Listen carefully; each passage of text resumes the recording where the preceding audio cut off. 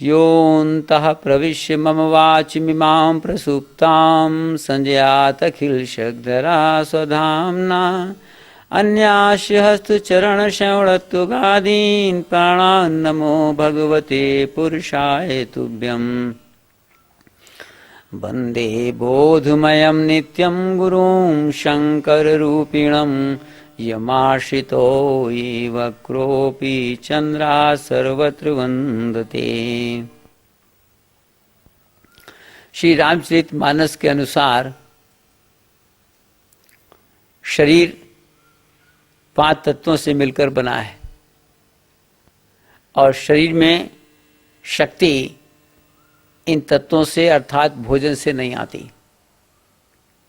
शक्ति जब गहरी नींद में सो जाते हैं तो आत्मा जो शक्ति का अनंत भंडार है उससे संपर्क होता है और शरीर चार्ज हो जाता है।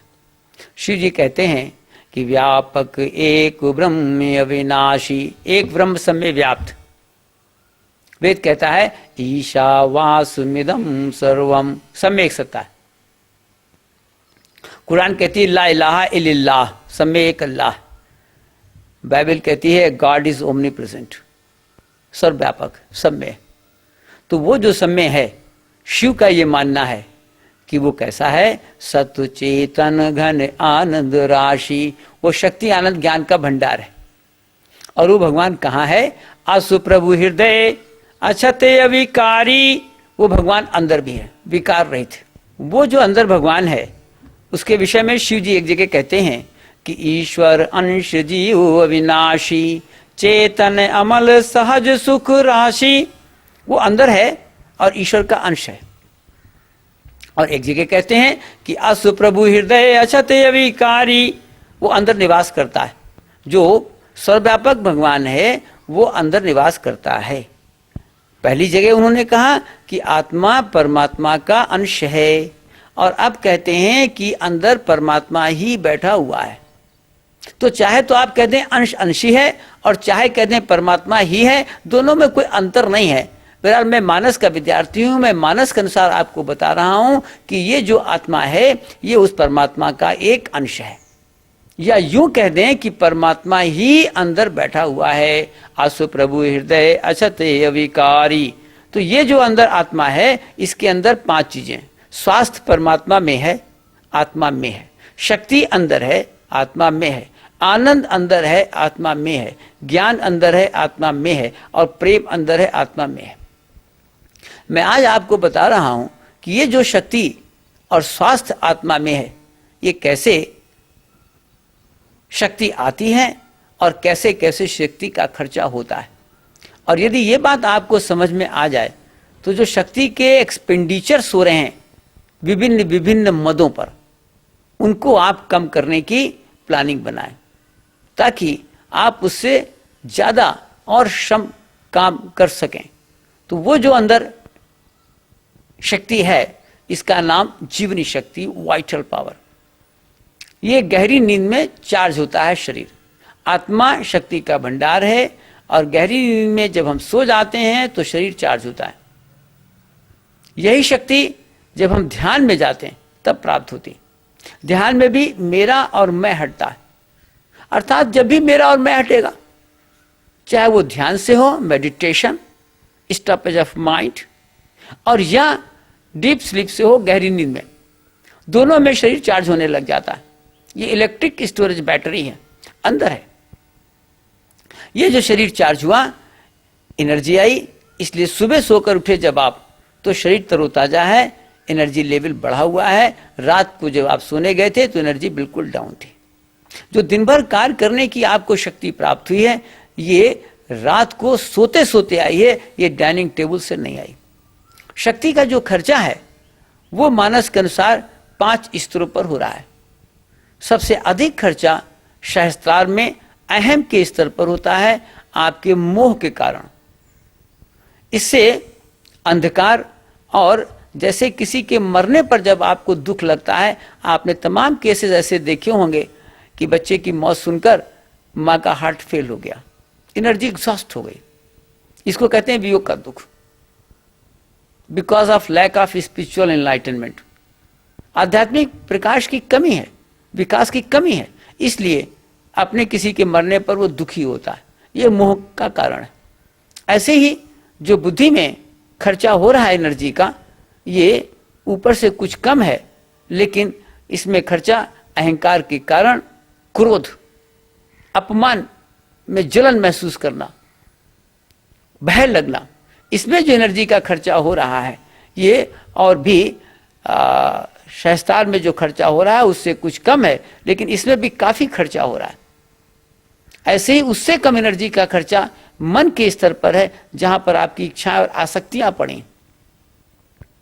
और जब आपकी आसक्तियों पर प्रहार होता है, जिस चीज को अपना आप मानते हैं वो ले ली जाती।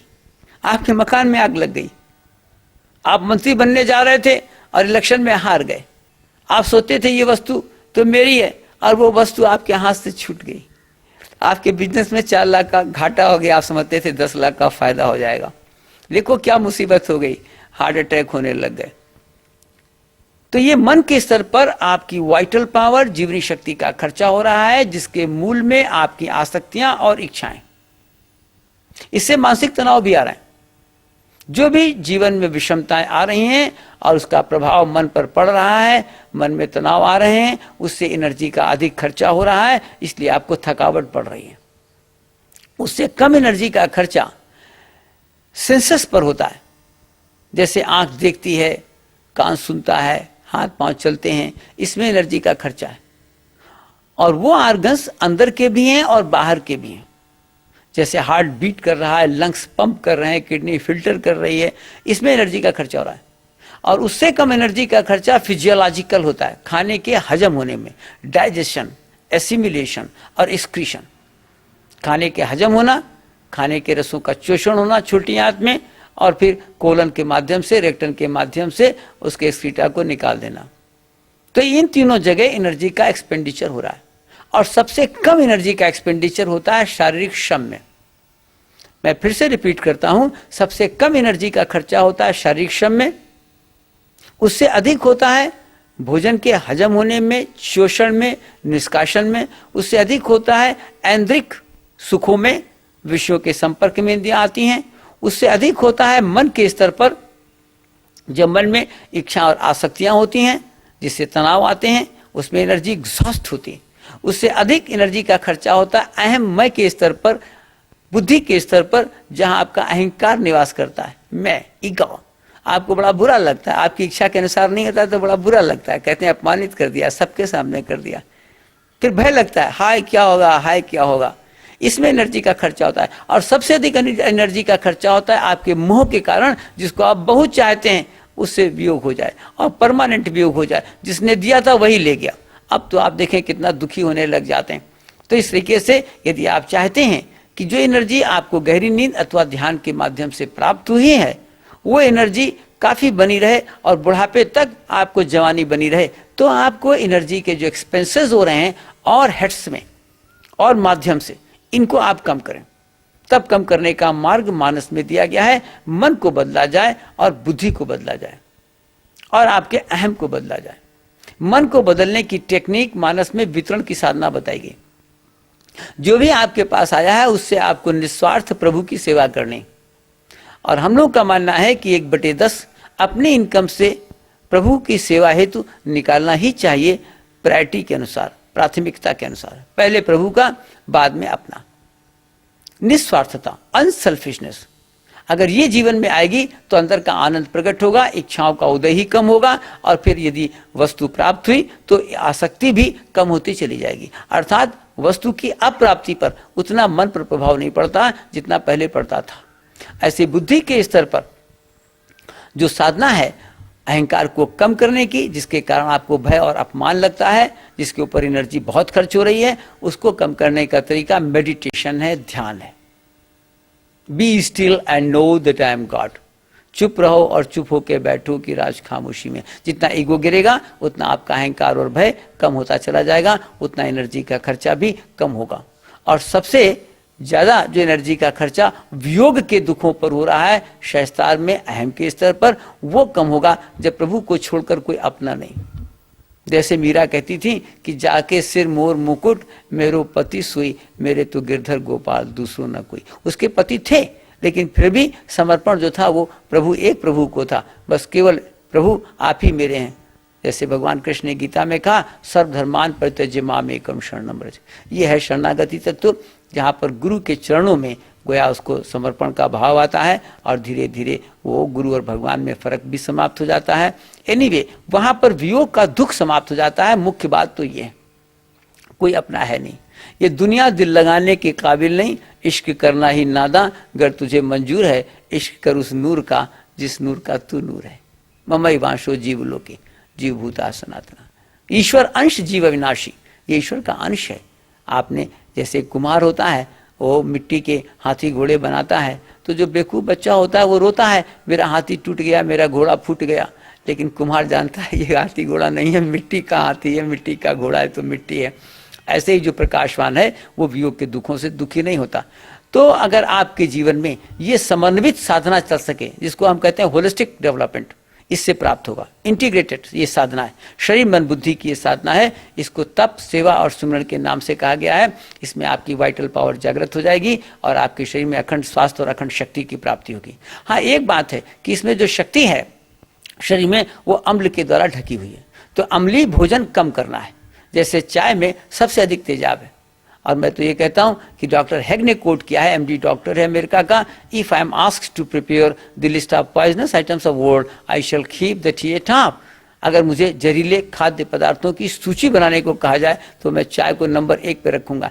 दूसरी चीज यह है कि दूध में भी तेजाब और म्यूकस पड़ा हुआ है, इसलिए मेरा ये मानना है कि 25 वर्ष के बाद मिल्क और मिल्क प्रोडक्ट नहीं चाहिए, पर्टिकुलरली मिल्क तो नहीं चाहिए। 25 वर्ष तक तो फिर भी शरीर ग्रो कर रहा है तो दूध लिया जा सकता है, लेकिन 25 वर्ष के बाद दूध नहीं चाहिए। अगर शारीरिक श्रम कोई नहीं करता है तब तो दूध ज्यादा खतरनाक होगा। मैं इस बात को नहीं मानता हूँ, डॉक्टर्स कहते हैं कैल्शियम कहाँ से आएगा, ज्वाइंट्स गड़बड़ हो जाएंगे, कैल्शियम चाहिए, दूध में कैल्शियम है। अरे दूध में कैल्शियम है तो इनसे पूछा जाए कि भैंस कौन दूध पीता है, गाय कौन दूध पीती है, बैल कौन दूध पीता है, घोड़ा कौन दूध पीता है? किसी के घुटने में खराबी है क्या?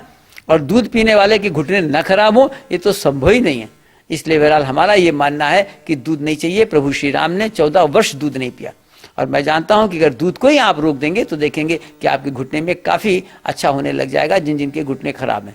ऐसे ही जो अनाज की मात्रा है वो कम कर देनी चाहिए। और जो नट्स हैं जैसे मूंगफली है, काजू, बादाम, अखरोट, इनमें बड़ा ही एसिडिटी है।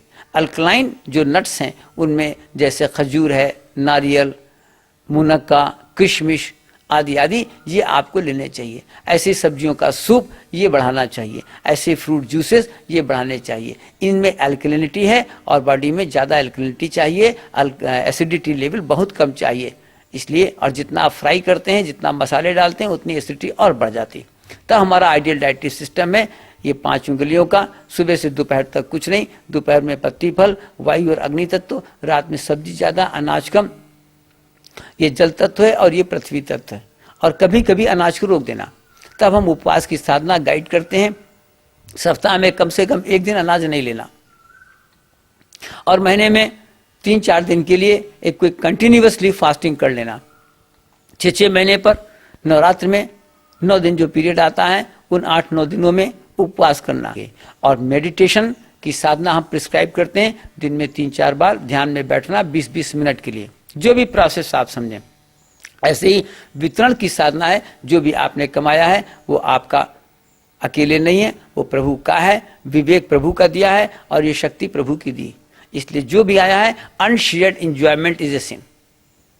आप नेचर में भी देखें कितना गिविंग है, सूरज दे रहा है, वायु दे रही, नदियां दे रहे हैं, वृक्ष हैं, बादल हैं, सागर हैं, पृथ्वी है, सब दे रहे हैं, पर्वत हैं, सब दे रहे हैं, और आप सबसे ऊपर बनाए गए। प्रभु श्री राम रामायण में कहते हैं कि बड़े भाग्य मानुष तनु पावा, सुर दुर्लभ सब ग्रंथनि गावा। बाइबल में कहा गया है God made man after his own image, अपनी तरह बना दिया गया। और कुरान शरीफ कहती है अशरफुल मखलूकात, हाईएस्ट क्रिएशन। जो हाईएस्ट क्रिएशन है तो उसका काम क्या देना नहीं था? अगर प्रकृति में सब दे रहे हैं तो मनुष्य का काम ही देना था। The purpose of life is only to give, you are born to give, देना देना और देना। तब हम कहते हैं कि भाई अगर आप देंगे तो मन पर प्रभाव पड़ेगा, बुद्धि पर प्रभाव पड़ेगा, अहम पर प्रभाव पड़ेगा, ताकि एनर्जी का एक्सपेंडिचर्स कम होता चला जाएगा और आप शरीर को स्वस्थ बना लेंगे। आप जितना निस्वार्थी होंगे उतना शरीर स्वस्थ होता चला जाएगा, जितना ईगो लेसनेस होगी उतना शरीर स्वस्थ होगा। मन और बुद्धि दोनों की साधना सेवा और सुमिरन है। इससे शरीर में जो एनर्जी के खर्चे हो रहे हैं वो कम होते चले जाएंगे और परिणाम ये होगा कि बहुत कम स्लीप में आपकी बॉडी चार्ज हो जाएगी और बहुत अधिक समय तक आप काम कर सकते हैं। 18-20 घंटे तक आप काम कर सकते हैं continuous without recourse to any snack. बगैर कुछ खाए 18-20 घंटे तक काम किया जा सकता है। खाने से तो शक्ति का संबंध ही नहीं था और बहुत कम नींद से बॉडी चार्ज हो सकती है। यानी श्री रामचरितमानस में तो यहाँ तक कह दिया गया है कि लक्ष्मण, भरत और शत्रुघ्न 14 साल सोए ही नहीं, तो फिर एनर्जी कहाँ से आई? ध्यान में जाते थे। वो तो अंदर आत्मा शक्ति का भंडार है, चाहे आप ध्यान से उसको कंटेक्ट कर ले जाएं, मैं मेरा को हटाकर, और चाहे प्रकृति के द्वारा बनाई गई गहरी नींद में आप प्रवेश करें, मैं मेरा अपने आप हटेगा और तब बॉडी चार्ज हो जाएगी। इससे आप देखेंगे शरीर में अखंड स्वास्थ्य और अखंड शक्ति का प्रागट्य होगा।